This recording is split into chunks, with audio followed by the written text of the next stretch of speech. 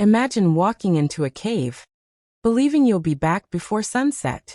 Now imagine taking your next step and not seeing daylight again for the next 20 years. When rescuers finally found him, they asked only one question. How did you survive? His answer was something no one expected.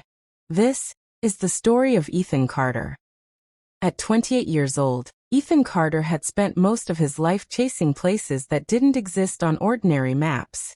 He wasn't famous. He wasn't wealthy. He wasn't even considered the best explorer. But he possessed one quality that made him different from everyone else. He never stopped asking questions. While other people looked at mountains and saw giant rocks, Ethan saw stories waiting to be discovered. His apartment reflected the life he had chosen. Old maps covered the walls. Dusty journals filled every shelf. Compasses, climbing ropes, cameras, and worn hiking boots lay scattered across the floor. To most people, it looked like chaos. To Ethan, it looked like home. Everything changed on a rainy autumn evening. He was sorting through boxes that had belonged to his late grandfather, a quiet man who had rarely spoken about his younger years. Inside one weathered wooden chest, Ethan discovered something unusual. An old leather journal. The cover had faded with age. Its pages smelled of dust, smoke, and time itself. At first, it looked like nothing more than a travel diary. But as Ethan turned the pages, he noticed hand-drawn maps, coordinates, symbols, strange sketches of underground rivers and enormous stone chambers. Then one sentence stopped him cold. Some places are hidden because the world is not ready to find them. Ethan's heartbeat quickened. His grandfather had never mentioned any of this. The final pages revealed a rough map leading toward a forgotten mountain range deep in the wilderness. Across the bottom of the page, one message had been written in thick black ink. If you go, don't go alone. Most people would have closed the journal and forgotten about it. Ethan couldn't. For the next 3 weeks, he researched every coordinate, every landmark, and every faded symbol. Nothing matched any official records. No cave. No expedition. No archaeological survey. It was as if the place had been erased from history. The mystery only pulled him in deeper. Soon Ethan packed everything he would need. Food, water, medical supplies, ropes, flashlights, extra batteries, a satellite communicator, and of course, his grandfather's journal. Before leaving, his younger sister, Lily, noticed the excitement in his eyes. Promise me you'll be careful. Ethan smiled. I'll be home before you even have time to miss me. Neither of them knew. Those would become the last words she would hear from him for 20 years. 2 days later, Ethan stood before the mountain. It rose above the forest like a silent giant. Cold wind swept across the cliffs. The entrance described in the journal was almost invisible, hidden behind thick vines and massive rocks. Without the map, no one would have found it. He switched on his headlamp, took a slow breath, and stepped inside. At first, the cave felt ordinary. Narrow tunnels, cold stone walls, the steady sound of dripping water echoing through the darkness. But after nearly an hour of walking, everything changed. The passage opened into a chamber so enormous that Ethan couldn't see its ceiling. Thousands of crystal formations reflected his flashlight like stars trapped beneath the earth. For a moment, he simply stood there in complete silence. It was the most beautiful place he had ever seen. Then, the ground trembled. A tiny vibration. Then another. Dust drifted from the ceiling. Small rocks bounced across the floor. Ethan froze. No. The shaking became violent. The roar grew louder every second. The entire mountain seemed to come alive. He turned and sprinted toward the entrance. But he was too late. With a deafening crash, millions of pounds of rock collapsed behind him. The tunnel disappeared beneath an enormous wall of stone. Silence. Complete silence. Ethan stared at the blocked passage. His flashlight shook in his trembling hands. He dropped his backpack and desperately clawed at the rocks. Help! His voice echoed through the endless darkness. No answer. Only silence. For the first time in his life, Ethan Carter realized something terrifying. The mountain wasn't going to let him leave. And somewhere deep inside the darkness, he had the strange feeling that he wasn't completely alone. For several minutes, Ethan refused to believe what had happened. No. This can't be real. He threw himself against the wall of fallen rock. Again. And again. Every punch tore the skin from his knuckles. Every scream disappeared into the endless darkness. No one answered. No one could hear him. Finally, exhausted, he collapsed onto the cold stone floor. His breathing became slower. His racing mind began to think. Panicking won't save you. Thinking might. He picked up his backpack. His supplies were still intact. 4 bottles of water, emergency food packs, a first aid kit, a climbing rope, 3 flashlights, extra batteries, a portable camping stove, and 1 satellite communicator. Hope returned. With trembling hands, he switched it on. The screen lit up. He pressed the emergency beacon. Nothing. No signal. He climbed onto the highest rock he could find inside the chamber. Still. Nothing. The mountain was too deep. The thick layers of stone blocked every signal from reaching the outside world. His last connection to civilization was gone. For the first time, the silence became frightening. Not ordinary silence. The kind that makes you hear your own heartbeat. Every breath echoed through the cave. Every movement sounded louder than it should. Hours passed. Ethan forced himself to stay calm. He marked the chamber wall with a small scratch. Day 1. If I keep track of time, I'll keep track of myself. That night, there was no sunset, no stars, no moon, only darkness.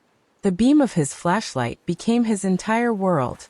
Sleep came in short, restless moments. Every strange sound woke him instantly. Sometimes it was dripping water. Sometimes falling pebbles. Sometimes footsteps.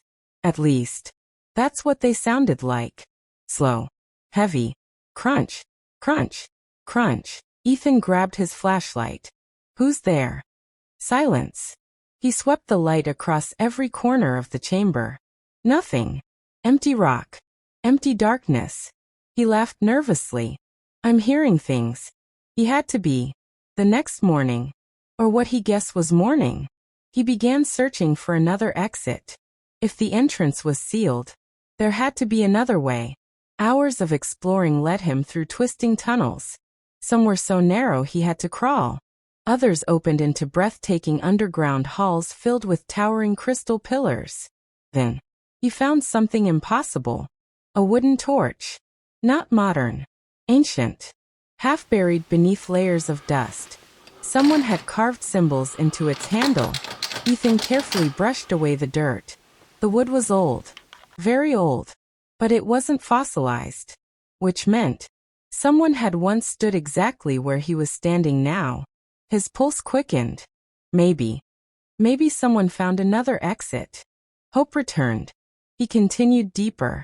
Minutes later, he discovered footprints. Not fresh, but preserved in hardened mud. Human footprints, leading into a narrow passage. His heart pounded. He followed them without hesitation. The tunnel twisted downward for nearly half an hour. Finally, it opened into a hidden chamber unlike anything he had ever imagined. The walls were covered with faded drawings. People, animals, mountains, strange circles that looked almost like maps of the stars. In one corner, he found the remains of a small campsite. A rusta cooking pot. Fragments of cloth. An old knife. Someone had lived here. Someone had survived. But where were they now? Ethan searched every inch of the room. He noticed something carved into the stone wall. Not ancient symbols. English. His flashlight shook as the words came into focus. If you're reading this, you're not the first. Below it, another line. Keep moving east. Ethan stared in disbelief. His grandfather's journal. The mysterious map. The hidden cave. The blocked entrance. None of it had been an accident. Someone knew this mountain's secrets. And somewhere beyond the darkness, those secrets were still waiting. Without realizing it, Ethan had just stepped into a mystery far older than himself. Ethan couldn't take his eyes off the words carved into the stone. If you're reading this, you're not the first. His fingers slowly traced the letters. The edges were worn. Dust had settled deep inside every groove. This message wasn't recent. It had been here. For years. Maybe decades. He looked around the chamber once more. Someone had survived here. Someone had cooked meals. Someone had slept beside this very wall. But one question echoed louder than all the others. Where did they go? Taking a deep breath, Ethan switched to a fresh flashlight battery and followed the direction of the message. East. The passage grew tighter with every step. The air became colder. A strange breeze brushed against his face. He stopped. A breeze. That meant one thing. Somewhere ahead, there had to be an opening. His heartbeat quickened. For the first time since the cave collapsed, hope felt real. He hurried forward. The tunnel suddenly ended at the edge of a massive underground canyon. Ethan froze. Before him stretched a river unlike anything he had ever imagined. Its water was so clear that it reflected the crystals hanging from the ceiling like a mirror filled with stars. The current flowed silently into complete darkness. He knelt beside it. The water was cold, crystal clear. He carefully filled one of his bottles. Before drinking, he waited. Minutes passed. Nothing unusual happened. He took a small sip. Fresh. Clean. For the first time in days. He wasn't worried about running out of water. Relief washed over him. But something else caught his attention. On the opposite bank, there was another torch. Unlike the first one, this one looked newer. The wood hadn't completely rotted. Someone had been here. Long after the older campsite had been abandoned. Ethan crossed the river using a narrow stone ledge. One wrong step, and the powerful current would drag him into the darkness. When he reached the other side, he found something even stranger. A backpack, covered in dust. Its fabric had faded with age. The zipper barely opened.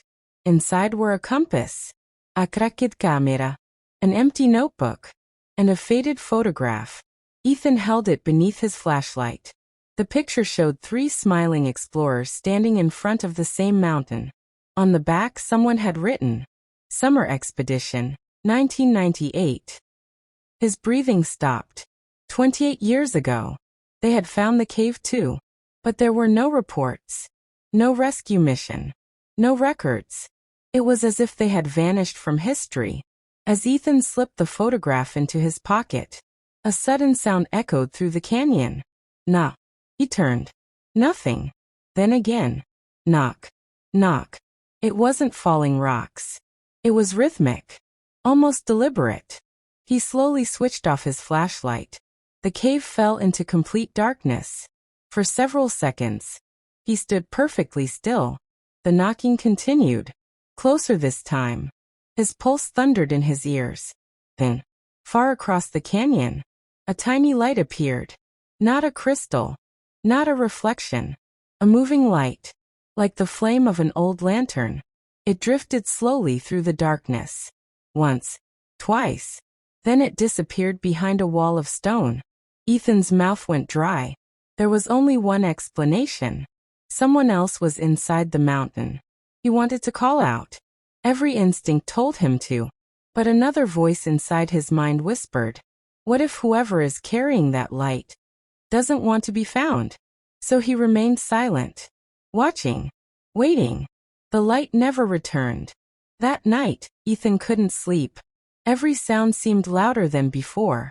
Every shadow looked alive. Just before closing his eyes, he opened his grandfather's journal again. Most of the pages were filled with maps and notes, but one folded page had been stuck tightly to the back cover. He carefully unfolded it. It wasn't a map. It was a letter, written in his grandfather's handwriting. The first sentence made Ethan's blood run cold. If you are reading this inside the mountain, then I failed to keep my promise. Ethan stared at the page. knowing that whatever came next would reveal a secret his grandfather had carried for a lifetime. Ethan stared at the folded letter. His hands trembled. For a long moment, he couldn't bring himself to read it. Finally, he unfolded the yellowed paper. The handwriting was unmistakable. It belonged to his grandfather. If you are reading this inside the mountain, then I failed to keep my promise. There is something I never told my family. 40 years ago, I entered this mountain with 2 close friends. Only I came back. Ethan's heart stopped. His grandfather had been here. He continued reading. People believed my friends died in a landslide. That was only half the truth. The mountain trapped us, just as it has trapped you. We searched for an exit for weeks. Then we discovered something that should never have existed. The letter ended there. The rest of the page had been torn away. No. Ethan whispered. Please. He searched through every pocket of the journal. Nothing. The missing page was gone. The secret had disappeared with it. A wave of frustration rushed over him. His grandfather had known. He had known this cave could become a prison. Yet somehow, he had escaped. Which meant, there had to be another way out. For the first time in days, Ethan wasn't wandering aimlessly anymore. He had a purpose. Find the route his grandfather had taken. He packed his belongings and followed the underground river deeper into the mountain. The air grew colder. The tunnels became wider. Every wall carried strange carvings. Some looked thousands of years old. Others were much newer, as though explorers from different generations had all passed through the same place. Hours later, he entered a chamber unlike anything he had ever seen. Dozens of backpacks lay scattered across the floor.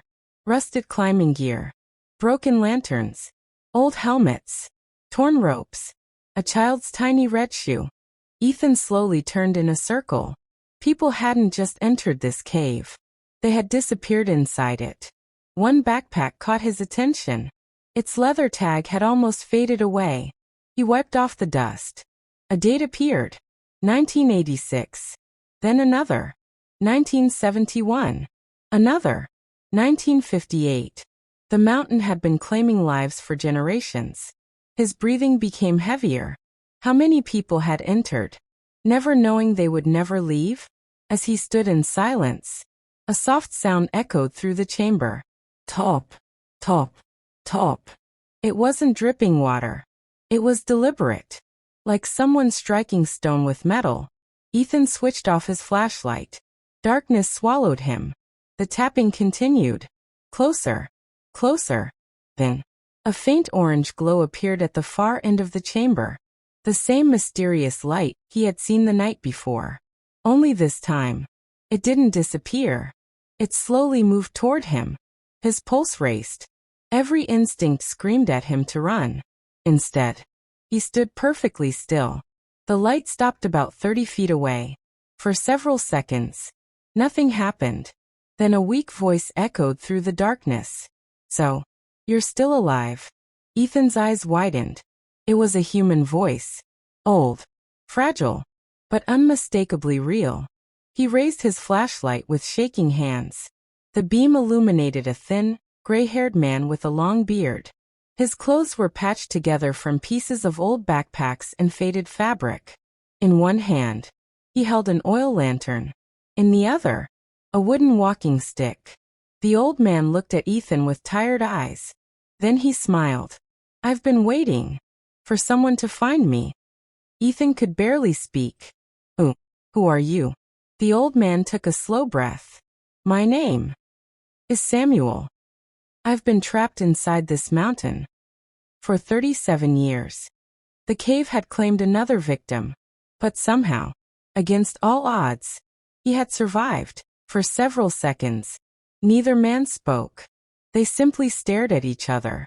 Ethan couldn't believe what he was seeing. A living human being. Inside a cave that the world believed was empty. Samuel smiled faintly. You look exactly like I did. The first week I was trapped. Ethan finally found his voice. 37 years. How are you still alive? Samuel lifted his lantern. Walk with me. If we stand here too long, the mountain reminds us who's in charge. Confused but curious, Ethan followed him. The old man moved slowly, leaning on his wooden staff. Yet every step was confident. He knew every tunnel, every sharp turn, every dangerous ledge. It was as though the mountain had become his home. After nearly an hour, they arrived at a hidden cavern. The sight stole Ethan's breath. Small gardens covered the rocky ground. Green moss grew along the walls. Clear water flowed through narrow channels carved into the stone. Tiny fish swam in shallow pools. Strange mushrooms glowed with a soft blue light. Fruit-bearing vines climbed natural stone pillars. It was impossible. An entire ecosystem, hidden beneath the earth. Samuel noticed Ethan's astonishment. I spent years building this place.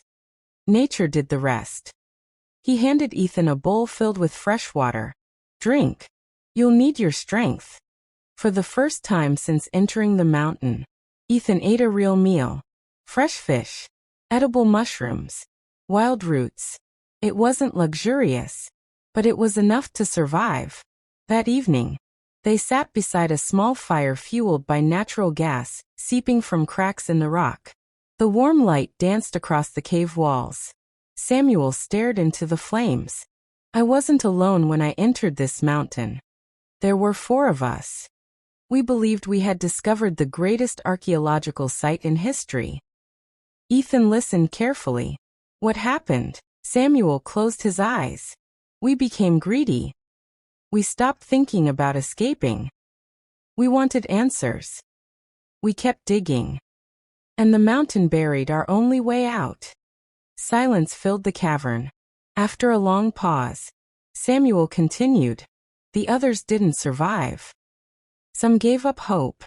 Others made dangerous choices. I buried every one of them. His voice cracked. I've been alone. For more than 3 decades. Ethan lowered his head. No words could ease that kind of loneliness. Samuel reached into an old wooden box beside his bed. Inside were dozens of journals. Some were faded. Others looked almost new. I wrote every day. Not because I thought someone would read them, but because I didn't want to forget who I was. He handed the top journal to Ethan. The first page read, Day 1. The last completed page read, Day 13,514. Ethan slowly closed the journal. You never stop counting. Samuel smiled. If you stop counting, you stop believing tomorrow will come. Late that night, a deep rumble echoed through the mountain. The walls vibrated. Small stones rolled across the floor. Samuel's expression changed instantly. No. It can't be. He grabbed his lantern and hurried toward a narrow tunnel. Ethan followed. The rumbling grew louder. Dust filled the air.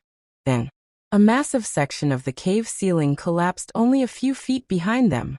The blast of air threw Ethan to the ground. Samuel pulled him to his feet. Run! They sprinted through twisting passages as the mountain shook around them. Huge cracks split the walls. Water rushed through newly opened channels. The cave was changing. Finally, they reached a cliff overlooking the underground river. Samuel pointed across the water. For the first time, Ethan saw something he had almost forgotten existed. A thin beam of sunlight. It pierced the darkness like a golden spear. His eyes filled with tears. Sunlight. Samuel nodded. The earthquake has opened a passage, but it won't stay open for long. Ethan stared at the distant light. Freedom. After everything he had endured, it was finally within reach. Then he looked back at Samuel. The old man hadn't moved. Aren't you coming? Samuel smiled gently. My legs won't survive that climb. I've tried before. You still have a chance. You must take it. Ethan shook his head. No. I'm not leaving without you. Samuel's eyes filled with emotion. For the first time in 37 years, someone had chosen not to abandon him. But the mountain was still shaking. And every second, the narrow opening to the outside world was growing smaller. The mountain continued to roar. Stone cracked. Dust filled the air. The narrow beam of sunlight flickered as rocks tumbled from the ceiling. Every second mattered. Samuel looked at Ethan with calm, tired eyes. You have your whole life ahead of you. My story ends here. Ethan stepped closer. No. You survived 37 years. I'm not letting you die now. Without waiting for another reply, Ethan untied the climbing rope from his backpack. He fastened one end around his own waist. The other around Samuel's. It won't be easy, Ethan said. But we're leaving this mountain together. Samuel smiled. For the first time in decades, it wasn't the smile of a survivor. It was the smile of a man who finally believed he might see the sky again. Together, they crossed the underground river. The current was stronger than ever. Twice, Ethan nearly lost his footing. Twice, Samuel pulled him back. The mountain seemed determined to keep them. Finally, they reached the steep rock wall leading toward the opening. It wasn't a path. It was a nearly vertical climb. Ethan climbed first. He drove climbing anchors into the cracks. Slowly, carefully, he pulled Samuel upward. The old man's hands trembled. Years of isolation had weakened his body. Halfway up, a thunderous crack echoed through the cave. A giant boulder crashed onto the ledge below them. The entire wall shook violently. Samuel slipped. The rope snapped tight. For one terrifying moment, both men hung above the darkness. Ethan gritted his teeth. Every muscle burned. You've got this, he shouted. Don't let go. Samuel found another handhold. Together, in being, they climbed again. The opening grew larger. Fresh air rushed into the tunnel. Then, after what felt like an eternity, Ethan reached the edge. Bright sunlight flooded his face. He closed his eyes. For 20 years, he had forgotten how warm the sun felt. Momentlate. He pulled Samuel onto the grass beside him. The two men lay silently on the mountainside.